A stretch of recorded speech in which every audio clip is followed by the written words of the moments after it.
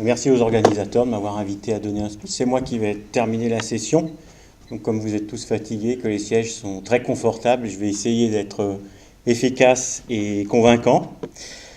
Donc, je vais vous parler, d'abord pour vous dire que oui, il y a des développements intéressants qui ont lieu dans le domaine des isotopes stables dits traditionnels. Traditionnel ne veut pas dire du passé. Et donc, je vais vous parler ici des analyses oxygène par EA-IRMS avec le système Purge and Trap, ainsi que les analyses simultanées de carbone, azote, soufre avec le même système. Donc, dans un premier temps, je ferai une introduction pour vous expliquer pourquoi on en est arrivé à évaluer ce système-là. Ensuite, je vais me concentrer sur la pyrolyse et dans un deuxième temps, sur les analyses simultanées carbone, azote, soufre, dont on a vu ce matin que ça pouvait avoir un certain intérêt. Donc d'abord, en introduction, je vais vous faire un bref rappel historique. C'est un peu ma marotte, j'aime pas qu'on oublie les gens qui nous ont valu d'être ici aujourd'hui. C'est pour dire qu'on travaille sur des techniques qui sont relativement récentes, puisque l'année dernière, en 2013, on a fêté le centenaire du premier papier sur les isotopes stables de Frédéric Soddy. Et donc, c'est des techniques qui ont commencé dans les années 30, quand Harold Urey a développé les premières théories de géochimie. J'aime bien cette photo parce que c'est le spectro d'Alfred Neer qui date des années 40, et si on y regarde bien, on voit que c'est pas si différent que ça des très belles machines qu'on peut acheter aujourd'hui. C'est toujours les mêmes principes, même si on a vu tout à l'heure que les aimants vont peut-être disparaître bientôt. Évidemment, une étape significative a été l'arrivée de Sam Epstein et de tous les travaux qui ont été faits par le groupe de Caltech qui ont fabriqué eux-mêmes leur spectromètre de masse et ont fait évoluer les techniques. Et puis tous les travaux théoriques que tout le monde connaît ici, enfin que tout le monde utilise en tous les cas, les travaux d'Harmon Craig. Alors ensuite, les techniques ont évolué jusqu'à, avec différents types de couplage connectés aux IRMS, jusqu'à l'apparition du couplage LC. Donc tout ça pour dire que je ne sais pas si j'ai un pointeur là. Oui. Oui.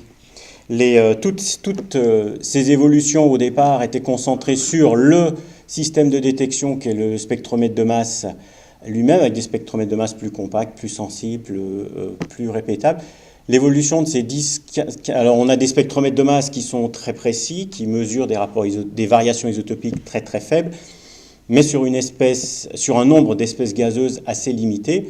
Et toute une partie de notre travail, c'est de transformer tous les échantillons qu'on peut être amené à étudier. Et quand on étudie des éléments comme carbone, azote, hydrogène, soufre, oxygène, le nombre d'espèces qu'on peut être amené à analyser dans le domaine organique et même inorganique, puisque moi je suis géologue, est très varié. Et donc, dans ces 10-15 dernières années, l'évolution, elle s'est faite sur les systèmes automatiques de préparation qui nous permettent de transformer nos échantillons en une espèce gazeuse compatible avec notre système de détection, qui est le spectromètre de masse. Une évolution systématique qui a une grosse influence sur nos techniques, c'est évidemment le passage du mode dual inlet. Je ne remonte pas jusqu'au simple inlet des débuts, mais qui était la technique utilisée, développée par ces pionniers et utilisée principalement au début par les géologues, qui consiste à mesurer deux gaz purs l'un contre l'autre, un gaz échantillon, un gaz référence, de manière très précise, avec des systèmes, ces petits papillons, là, pour ceux qui ne sont pas familiers, ce sont des vannes, des micro-vannes à volume mort très, très réduit.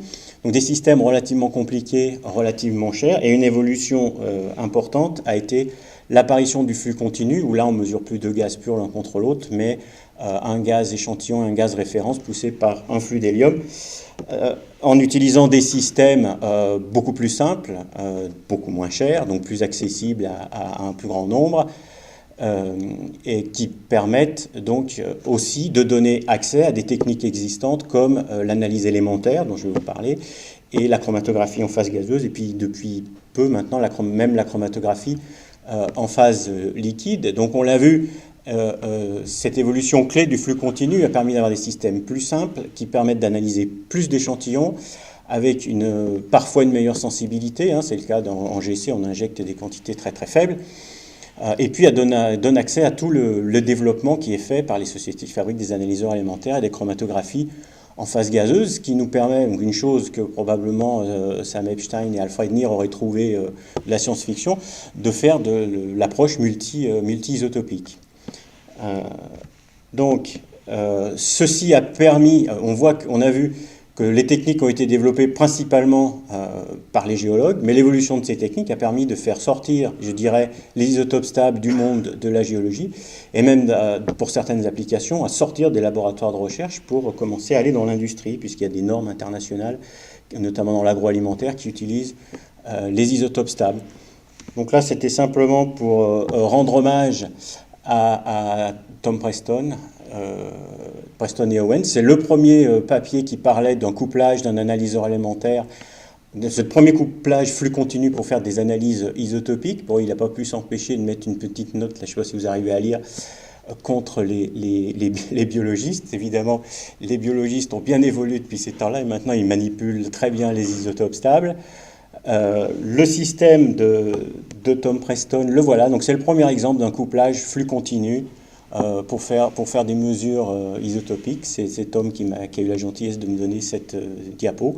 Bon, on voit quand même que si celui-là il ressemble un petit peu à celui de Neer, c'est vrai quand même que les spectros aujourd'hui ont un petit peu évolué. Ça, c'est des vannes de dual inlet manuelles, qui n'étaient même pas pilotées par des moteurs. Donc à partir du moment où le flux continu est arrivé, les techniques ont évolué rapidement, donc je ne vais pas le faire en détail, mais c'est simplement pour illustrer que même si l'analyse élémentaire a été la première technique à être utilisée en flux continu, elle a continué à évoluer au cours du temps, et je vais essayer de vous montrer que ce n'est pas du tout une technique du passé, mais qu'il y a encore des utilisations et des évolutions significatives. Donc la première concerne l'utilisation d'un analyseur élémentaire en mode pyrolyse. Donc je vais vous expliquer pourquoi on a été amené à s'intéresser à la nouvelle technique d'analyse élémentaire en Purge and Trap. C'est que au jour d'aujourd'hui, maintenant la mesure de l'oxygène 18 sur de la matière organique, ou disons en général en mode pyrolyse, c'est devenu quelque chose d'assez classique. La plupart des laboratoires l'utilisent, et jusqu'à un passé assez récent, il n'y avait pas comme ce qu'on voit pour les mesures carbone-azote, il n'y avait pas de méthode conventionnelle, je dirais unifiée, pour effectuer ces analyses. Chacun faisait un petit peu sa cuisine dans son laboratoire, ce qui est un petit peu dangereux dans notre domaine. Alors c'était toutes des données qui étaient publiées, donc des données fiables, mais il n'y avait pas de méthode unifiée. Et par exemple, pour répondre à des questions, est-ce qu'on peut pyrolyser ces techniques, c'était un petit peu, chacun appliquait sa technique à sa propre matrice. Certains sur des sucres, certains sur des plantes. Et donc, une des questions qu'on se posait, c'est est-ce que c'est possible de pyrolyser un sucre avec des nitrates, des phosphates, avec la même technique. Et l'idée derrière, c'est est-ce qu'on peut unifier ces techniques pour, par exemple, utiliser un matériau stable comme le phosphate comme une référence de travail, puisqu'évidemment, là, pour chaque technique, on avait sa propre référence. Donc ça, c'est simplement un clin d'œil pour dire que l'unification, c'est parfois un petit peu délicat. Vous êtes bien placé pour le savoir ici en Bretagne. Et donc, c'est pour ça qu'on s'est intéressé au système Pyrocube qui fonctionnait sur un système différent et que nous avons testé sur les phosphates d'argent et que nous avons essayé d'étendre à différents types de matrices. Donc, les systèmes qui existaient avant, je ne les ai pas tous présentés, mais les plus significatifs. Bon, le premier, c'était celui de Werner. Donc là, on pyrolysait à 1080 avec de l'acide carbone dans un analyseur élémentaire conventionnel. Ensuite, il y a le fameux tube de Farquhar, qui est un tube en quartz tapissé de nickel à l'intérieur, qui coûtait relativement cher, où on travaille à 1050 degrés, et là, avec du graphite nickelé, avec des pourcentages qui variaient selon les utilisateurs. D'ailleurs, sur ce papier-là, il y a une discussion très intéressante de Graham Farquhar sur l'influence de la colonne chromatographique sur les données isotopiques dans le système EARMS. Ensuite, Joseph Coziette de Pernod Ricard en France a utilisé un système avec une température plus élevée. Il y a une très belle discussion dans ce papier sur l'influence de la température sur le rendement de pyrolyse. Donc une technique encore différente avec du noir de carbone et du glacis carbone. Barbara Kornexel et ses collaborateurs ont publié un papier où ils montaient encore plus haut en température avec du glacis-carbone. Nous-mêmes à Lyon, on a apporté notre pierre à l'édifice ou à la confusion, comme on veut, en utilisant une température de 1270 degrés et en enlevant le tube en glacis-carbone, en mettant directement du glacis-carbone dans un tube en céramique. Donc c'est tout des données qui ont été publiées, mais lorsqu'on avait un échantillon dont on voulait connaître l'oxygène 18, c'était un petit peu délicat de savoir quelle technique utiliser. Donc on s'est dit qu'il nous fallait quelque chose de nouveau et de différent. Parce que là, on tournait un peu en rond autour des mêmes technologies. Et donc, c'est là qu'est apparue la technique Purge and Trap, donc qui fonctionnait sur un principe différent que je vais vous exposer là. Donc, à quoi ressemble un pyrocube qui fonctionne en Purge and Trap? Vous voyez, à Lyon, on n'a pas les moyens de se payer des modèles, c'est moi qui pose devant les appareils. À quoi ressemble un pyrocube? D'abord, vous voyez, c'est pas un cube. Il a été modifié par rapport à la famille des cubes fabriqués par Elementar, justement à cause de ce four à haute température. Mais en gros, ça ressemble à ça. Le système est basé évidemment sur un réacteur en carbone. On a un tube en glacis-carbone à l'intérieur d'un tube en céramique. Donc nos petits échantillons de phosphate d'argent, on les met toujours dans des capsules en argent comme pour les autres systèmes. Ensuite, on a un carrousel à 120 positions sur un seul rang pour mettre tous nos échantillons. Les réactifs, donc c'est, comme j'ai dit, c'est du glacis-carbone, du noir de carbone, un tube en glacis-carbone, un tube en céramique. Et puis, donc l'originalité de ce système, ce sont les pièges. Donc il n'y a pas de colonne chromatographique, mais on a... Alors là, il y a 3 pièges parce que c'est un système qui permet de piéger le CO2, le SO2 et le CO. Là, ce qui nous intéresse, c'est le CO. Le piège à CO qui permet de piéger et de désorber le CO qui provient de la pyrolyse de l'échantillon. Donc les spécificités du système qui fonctionne avec le Purge and Trap, c'est qu'évidemment, il n'y a plus de colonne chromatographique, donc on n'a plus les problèmes liés à la colonne chromatographique, c'est-à-dire par exemple la séparation entre l'azote et le CO. Il n'y a plus de détérioration de la forme du pic de CO avec le temps. Il n'y a plus le problème du vieillissement de la colonne. On n'est plus obligé de perdre du temps ou d'investir du temps dans le dégazage de la colonne. Il y a un système de backflush assez sophistiqué entre le four en glacis-carbone, et très efficace entre le four en glacis-carbone et le four en céramique. Un élément qui est aussi important, c'est qu'on n'utilise pas le même flux d'hélium pour piéger l'échantillon et pour désorber le CO, ce qui fait que le flux d'hélium qui rentre dans le spectro, c'est toujours de l'hélium propre, et on gagne énormément de temps sur les nettoyages de source du spectro aussi. Il y a un système de cendrier qui permet encore une fois de minimiser les temps d'arrêt de la machine. Et puis, comme on l'a vu, on a un carrousel avec 120 positions. Je vais vous présenter quelques résultats, bien sûr. Donc d'abord, sur la chromatographie, c'est le premier résultat pour ceux qui ont l'habitude de faire du CO avec un système à colonne chromatographique. J'espère que vous êtes impressionnés par la forme du pic, parce que moi je l'ai été la première fois que j'en ai vu un. Évidemment, on récupère un piège, à l'issue du piège, la sortie du piège à CO, on récupère un pic qui est étroit et symétrique, ce qui, pour ensuite faire des rapports isotopiques, est un gros avantage. Et puis, comme on choisit le temps au bout duquel on désorbe le CO, évidemment, on n'a plus de problème de séparation entre N2 et CO, puisqu'on peut mettre le temps qu'on veut. Donc là, je vous ai pris un échantillon qui contient de l'azote, c'est pas ce qu'on utilise le plus, mais voilà. Donc là, c'est la trace isotopique sur le spectro. Et puis, vous avez donc le logiciel du pyrocube qui fonctionne en parallèle avec le logiciel du spectro, qui permet également de suivre la trace sur le TCD de l'analyseur élémentaire. Donc nous, on a un laboratoire de paléontologie, vous avez vu nos collections de fossiles au début, dans la première diapo. Donc on s'intéresse beaucoup au phosphate naturel et donc au phosphate d'argent. Et donc là, la première série de données qu'on a fait, ça concerne les standards de phosphate. Alors un avantage du phosphate d'argent, peut-être on en discutera demain dans la session sur les standards, c'est qu'on peut fabriquer du phosphate d'argent qui est un matériau robuste en le faisant précipiter à partir des eaux de composition oxygène 18 connues et dont on peut ajuster la valeur. Donc on fabrique nous régulièrement ce type de standard, et donc la première analyse qu'on a fait, c'était de mesurer nos standards de phosphate d'argent qui avait été calibré par d'autres techniques conventionnelles avec cette méthode. On voit qu'on a un bon accord entre les techniques anciennes et le purge and trap. Ensuite, on a fait varier la taille des échantillons. Alors ça, c'est des données qui datent un peu, on arrive à descendre un petit peu en taille d'échantillon, mais bon, il faut savoir qu'avec les méthodes conventionnelles de phosphate d'argent, on analysait 8 mg de pyrolyse offline. Donc descendre à 500 microgrammes, pour nous, c'était exceptionnel. Donc on voit quand même qu'on a une très bonne conservation de la répétabilité jusqu'à 300 microgrammes. En dessous de 300 microgrammes, il faut commencer à faire un petit peu attention. Donc on a ensuite comparé une série d'échantillons avec des valeurs un petit peu extrêmes, hein, puisqu'on va de moins 9 jusqu'à 22, qui avaient tous été déjà analysés par des techniques plus conventionnelles, alors soit la fluorination laser ou l'analyse offline. Des échantillons qui avaient été analysés des années auparavant dans le laboratoire, et on les a analysés donc avec le pyrocube, donc c'est tous des phosphates d'argent.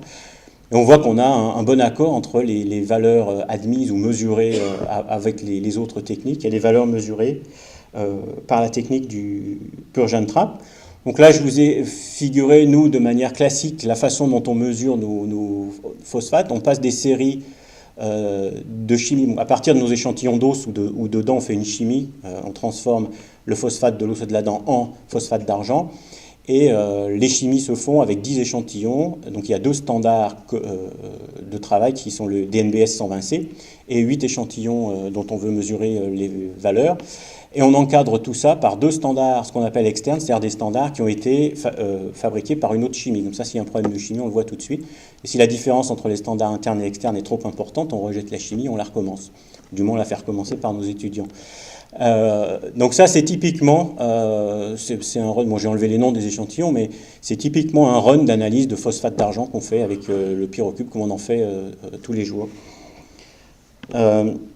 Donc ensuite, on était content, on avait réussi à analyser nos phosphates d'argent, égoïstement, mais on a évidemment cherché, c'était un petit peu la question qu'on s'était posée au début, de voir si, avec ce système qui a l'air de pas trop mal marcher, si on peut pyrolyser de la même façon et avec la même efficacité des échantillons aussi différents que, évidemment, toujours nos phosphates d'argent, mais des molécules organiques comme du sucre, de la vanilline, d'échantillons dont la valeur oxygène 18 est déjà connue. Bon, ce qui pose des problèmes, parce qu'il n'y en a pas énormément. Et donc, on a réussi à analyser avec le système Purge and Trap, le pyrocube, avec des répétabilités relativement intéressantes pour de l'oxygène 18 en pyrolyse. Donc différents types de matrices avec au sein du même run de pyrolyse.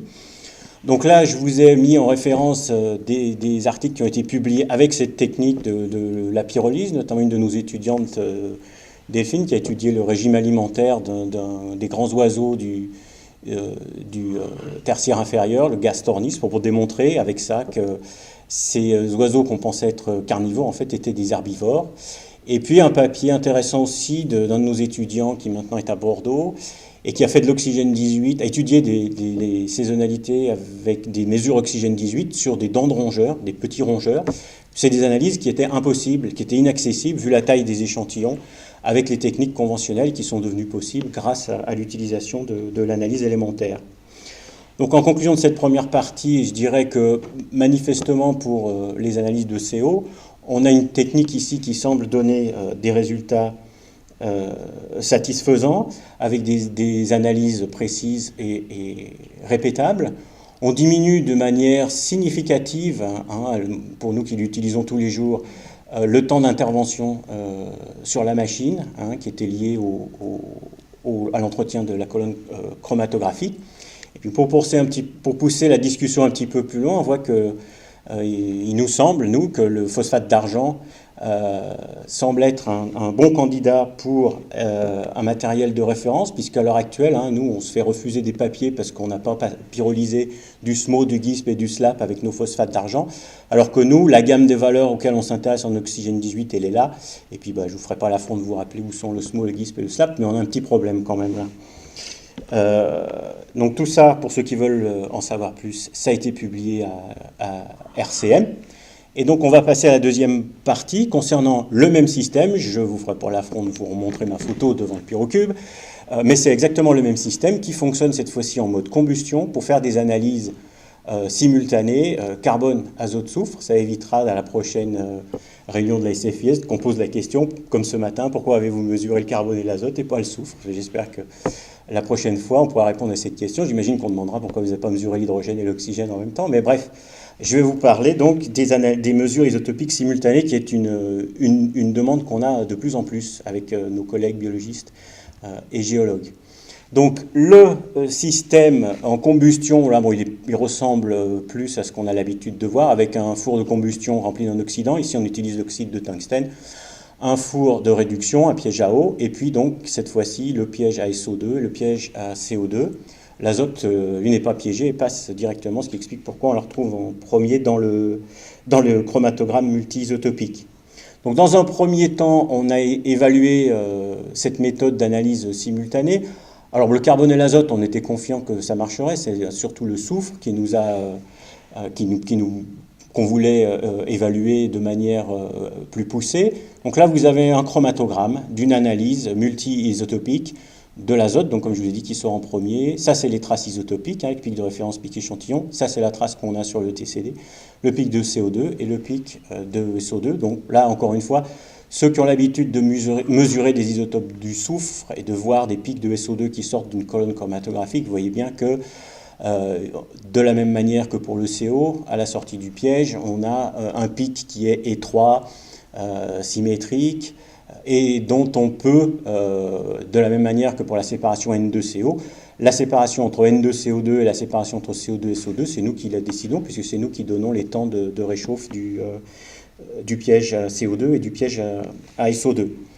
Donc la première évaluation qu'on a faite à partir des données du TCD, c'était les rendements de combustion pour le soufre, donc en plotant l'air du pic de soufre en fonction de la quantité de soufre de l'échantillon. On a pris un échantillon organique, un échantillon inorganique, et on voit qu'on n'a pas de différence entre les deux types d'échantillons au niveau de l'efficacité de la combustion pour le soufre. Alors, un souci constant quand on fait du purge and trap, c'est l'effet mémoire, évidemment, puisqu'on piège tous nos échantillons dans le même piège. Donc, j'ai utilisé une méthode ancienne qu'on m'avait appris à l'université pour tester l'effet mémoire. Quand vous faites une série d'analyses ou vous faites des réplicas, vous prenez la différence entre la première aliquote et la troisième aliquote, vous plotez en fonction de la différence entre la moyenne des valeurs des deux échantillons. Et en principe, si vous avez un effet mémoire, vous avez une corrélation. Si vous n'avez pas d'effet mémoire, vous n'avez pas de corrélation. Donc j'ai appliqué ça à la fois aux données en carbone 13 obtenues avec notre système purge and trap. On le fait, maintenant, c'est un truc qu'on fait systématiquement. Donc pour le carbone, on voit bien qu'il n'y a pas de corrélation. Et pour le soufre, c'est pareil. Donc nous, on n'a pas noté et on a utilisé différents types de matrices, différents types de concentrations, dilué, pas dilué. On a observé aucun effet mémoire significatif avec ce système de purge and trap pour le carbone et pour le soufre. Donc je vais vous présenter quelques résultats significatifs. Donc la première série d'analyses que je vous ai présenté, bon évidemment, il n'y a pas de standard calibré à la fois en carbone, en azote et en soufre. Ça viendra, j'espère. Il y a quelques standards de l'IAEA qui sont à la fois calibrés en carbone et en azote, très peu, mais il n'y en a aucun. Donc on a mélangé, nous, notre standard de travail calibré en carbone et en azote avec un échantillon calibré en soufre 34 et on les a passés tous les trois, donc en analyse simultanée avec un chromatogramme similaire à celui que je vous ai montré.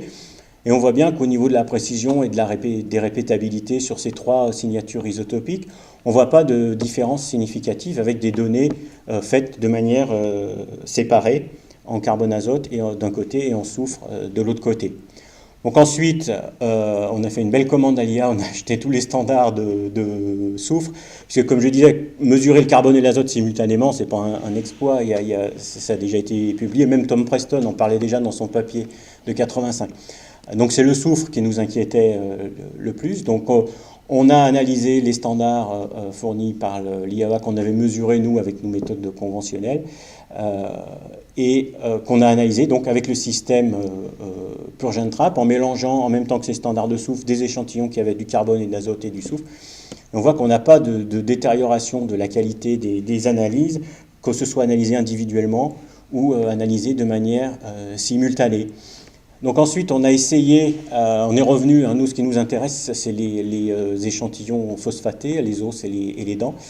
Et donc on a essayé de pousser un petit peu la méthode, notamment pour le soufre, et on a essayé de faire des mesures isotopiques du 34S sur 2 standards. Alors attention, ce sont des standards compositionnels, ce n'est pas des standards isotopiques, le BCR32 et le NBS 120C qui sont calibrés en concentration. Donc dans un premier temps, ce que je vous ai mis là, c'est nous ce qui nous intéressait, c'était les valeurs isotopiques, mais enfin quand même, on a regardé à partir des données TCD du Pyrocube ce qu'on trouvait comme concentration par rapport aux concentrations données avec les certificats. Et on voit premièrement, on voit qu'on a un bon accord entre ce qu'on a mesuré et les valeurs de référence. Et puis surtout, on voit qu'on s'attaque là à des échantillons relativement pauvres en soufre, puisqu'on a moins d'1% de soufre. Ça n'empêche, on les a analysés, donc encore une fois, on mesurait avec des standards internationaux et puis notre standard interne qui est calibré en carbone azote soufre, l'acide rubéanique. Et donc on a réussi à mesurer ces échantillons. Bon, alors là, on avait des grosses prises d'essai de plusieurs milligrammes. Cela dit, on a obtenu sur plusieurs runs des valeurs moyennes pour le BCR32 et le NBS 120C. Alors encore une fois, ce sont nos valeurs à nous. Il faudrait que ce soit confirmé par d'autres. Moyennant quoi, on a réussi à avoir des valeurs avec des répétabilités intéressantes sur des échantillons qui contiennent moins d'1% de soufre. Et qu'on compte bien utiliser maintenant pour mesurer des delta 34S sur des tissus phosphatés comme des dents ou des os. Donc la technique, ces résultats ont été publiés. Alors celui-là, il a été accepté la semaine dernière, donc attendez un petit peu avant d'aller le chercher. Mais celui-là, il a été publié, c'est les données sur le BCR32 et le NBS 120C, il est sur le site de GeoStandard. Et puis, on a une de nos étudiantes qui a soutenu sa thèse fin juin. Alors, vous ne le trouverez pas forcément si vous cherchez dans les revues de géologie classiques, parce que elle a appliqué les mesures simultanées NCS à des échantillons de momies égyptiennes, et pour reconstruire les régimes alimentaires des momies égyptiennes sur des périodes de plus de 3000 ans. Et j'ai mis ça parce que vous imaginez bien que quand vous allez voir un conservateur de musée en lui disant que vous allez brûler des morceaux de momies, il n'est pas très généreux pour vous en donner.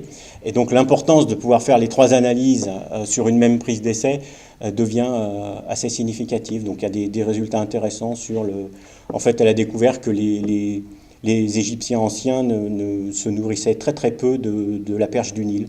Avec le delta 34S, on voit bien l'influence du poisson sur l'alimentation. Juste pour info, là, tout ce que je vous ai montré comme analyse de soufre, ça a été fait sous la forme de molécules SO2. Il faut savoir qu'on peut aussi faire des mesures de la même manière, avec la même efficacité. Sur la molécule SO, on a fait des tests préliminaires. L'intérêt, donc c'est uniquement la répétabilité, regardez pas la précision. L'intérêt de la mesure sur SO, donc on mesure 48, 49, 30, c'est que là on a accès à la signature en soufre 33 pour ceux que ça intéresse. Donc en ce qui concerne le mode pyrolyse, on a vu qu'on a un système qui permet de faire des mesures simultanées, des mesures isotopiques simultanées en azote, carbone et soufre, sans altérer la qualité des données par rapport à des mesures faites individuellement. On a vu aussi sur le BCR32 et le NBS 120C que les données TCD, souvent avec les analyseurs élémentaires conventionnels, c'était des choses qu'on ne regardait pas trop, les données TCD. Même quand on voulait faire des concentrations, on utilisait plutôt la trace isotopique, ce qui pose des petits problèmes quand on utilise un diluteur. Là, on obtient des données TCD qui sont relativement fiables, donc, ce qui veut dire qu'en plus des compositions isotopiques, on a les analyses compositionnelles. On élimine encore une fois tous les problèmes liés à la séparation chromatographique. Je ne l'ai pas mis dans les conclusions parce que je ne voulais pas montrer, mais ça a évidemment un très gros intérêt quand on mesure des échantillons avec des forts rapports C sur S. Depuis ça, on a fait des analyses de soufre, donc à moins d'1% de soufre sur du sang, donc des matrices riches en carbone, et on sort la même qualité d'analyse delta 34S.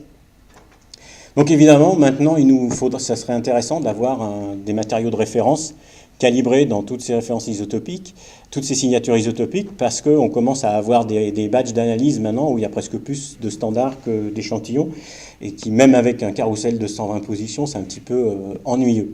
Donc en perspective plus générale, pour conclure la session, c'était juste pour vous dire que même dans le domaine de l'analyse élémentaire, qui est une des techniques flux continus les plus anciennes, où on a commencé à mesurer uniquement un seul isotope, vous allez comprendre pourquoi il y a une bombarde, c'était pour bretoniser un peu ma conclusion, d'habitude j'utilise un couteau suisse, voilà, j'ai décidé d'utiliser un biniou. Donc, c'est plus sérieusement, il y a, à partir de cette technique qui au départ nous donnait une seule signature isotopique, il y a encore des développements intéressants qui ont lieu en analyse élémentaire, parce qu'on fait le carbone, l'azote, le soufre, mais il y a d'autres signatures isotopiques. Je sais qu'il y a des gens qui font, alors dans le domaine plus de l'agroalimentaire, du carbone, de l'azote, du soufre et de l'hydrogène. Andreas Rossmann fait ça à Munich. Mais donc il y a des évolutions, et encore une fois, pour conclure cette session, la limitation, ça devrait être notre imagination, et puis surtout, ça doit être, il me semble que ça doit être les idées des chercheurs qui guident le développement technique et analytique, et pas l'inverse. Voilà, je vous remercie pour votre attention.